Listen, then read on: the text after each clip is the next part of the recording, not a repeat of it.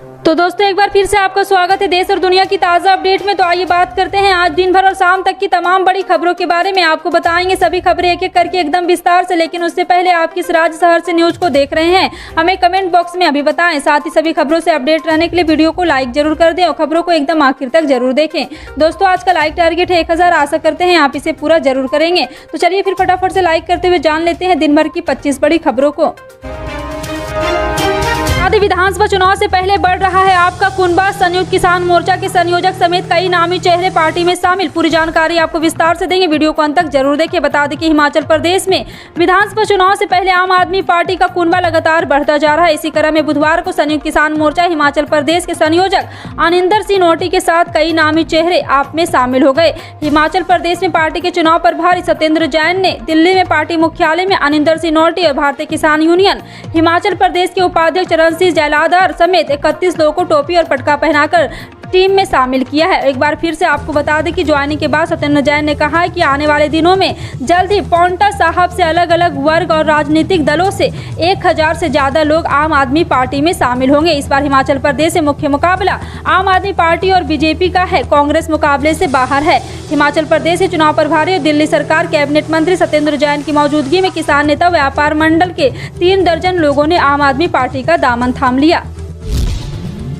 छत्तीसगढ़ के शिक्षा मंत्री प्रेम साय सिंह टेकाम ने 10वीं और 12वीं के परिणाम घोषित कर दिए हैं। इस मौके पर राज्य शिक्षा मंत्री के साथ बोर्ड के अधिकारी मौजूद रहे। कक्षा 12वीं में छात्रों का कुल पास प्रतिशत 79.30% रहा, जबकि 10वीं में 74.23% छात्र पास हुए।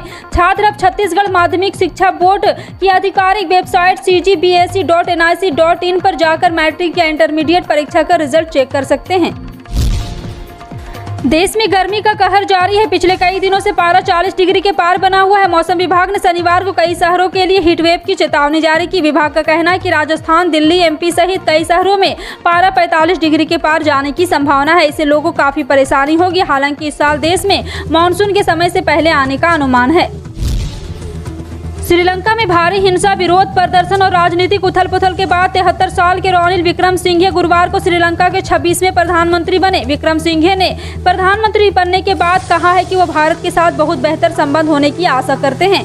उन्होंने आर्थिक संकट में फंसे श्रीलंका की वित्तीय मदद के लिए प्रधानमंत्री नरेंद्र मोदी को धन्यवाद भी दिया। श्रीलंका में हो रहे विरोध प्रदर्शन के दौरान प्रदर्शनकारियों पर किए गए हमले को लेकर पूर्व प्रधानमंत्री महिंद्रा राजपक्षे की गिरफ्तारी की मांग की गई है। पहले भी विपक्षी नेताओं ने महिंद्रा राजपक्षे पर सरकार के खिलाफ शांतिपूर्ण तरीके से प्रदर्शन कर रहे लोगों के विरुद्ध हिंसा भड़काने का आरोप लगाया था। इस हिंसा में कम से कम 8 लोगों की मौत हो गई और 200 से ज्यादा लोग घायल हो गए। ज्ञानवापी मस्जिद सर्वे में जुड़ा पहले दिन का काम पूरा हो गया है। सर्वे से जुड़ी टीम परिसर बाहर आ गई, वहीं सर्वे की गई जगह को सील कर दिया गया। कोर्ट के आदेश के बाद इस बेहद संवेदनशील मामले में शनिवार को एक नया इतिहास बना। ऐसा पहली बार हो रहा है कि मस्जिद परिसर के अंदर महिलाओं ने प्रवेश कर लिया है। जानकारी के अनुसार सर्वे के दौरान कथित तहखानों के 4 दरवाजे को खोल गया और वहीं तालों में जंग लगा हुआ था। तालों को तोड़कर टीम अंदर गई। वहीं टीम ने बाहर निकलने के बाद कहा है कि सर्वे में निकली जानकारी कहा है कि कोर्ट की प्रॉपर्टी है। सभी जानकारी 17 तारीख को अदालत के सामने रखा जाएगा। तमिलनाडु के मुख्यमंत्री एम.के. स्टालिन ने दिल्ली में एक इमारत में लगी भीषण आग के कारण हुए हादसे पर दुख व्यक्त किया है। स्टालिन ने शनिवार को ट्वीट किया, दिल्ली में भीषण आग हादसे में इतने लोगों की मौत होने से बेहद दुखी हूं। मैं पीड़ितों के परिवार के प्रति अपनी हार्दिक संवेदना व्यक्त करता हूं और घायलों के शीघ्र स्वस्थ होने की कामना करता हूं। राष्ट्रीय राजधानी के पश्चिमी इलाके में मुंडका मेट्रो स्टेशन के पास स्थित 4 मंजिला व्यवसायिक इमारत में शुक्रवार की शाम आग लगने से कम 27 लोगों की मौत हो गई और 12 अन्य झुलस गए। यह आग संभवतः वातानुकूलित मशीन में विस्फोट करने के बाद हुई है। हिंदी भाषा को लेकर तमिलनाडु के उच्च शिक्षा मंत्री डॉक्टर के पोन मुंडी के बयान पर शिवसेना के राज्यसभा सांसद शिवसेना सांसद का भी बयान सामने आया है। उन्होंने केंद्रीय गृह मंत्री अमित शाह से एक देश एक भाषा की अपील कर दी है। संजय राउत ने कहा, मैं हिंदी भाषा का सम्मान करता हूं और संसद में भी बोलता हूं। पूरा देश समझता है। मैं गृह मंत्री अमित शाह से एक देश एक विधान एक भाषा बनाने का अनुरोध करता हूं। सभी को भाषा का सम्मान करना चाहिए। शिवसेना नेता संजय राउत हिंदी भाषा को लेकर जारी बहस और तमिलनाडु के शिक्षा मंत्री के बयान पर प्रतिक्रिया दे रहे हैं।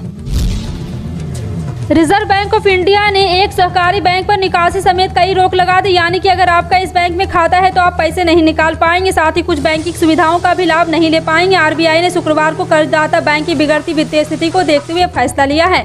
हालांकि इस सरकारी बैंक को लेकर के 99.84% जमाकर्ता पूरी तरह से DICGC बीमा योजना के अंतर्गत आते हैं। Deposit insurance and credit guarantee corporation बीमा योजना के तहत 5 लाख रुपये तक की जमा राशि बीमा किया जाता है।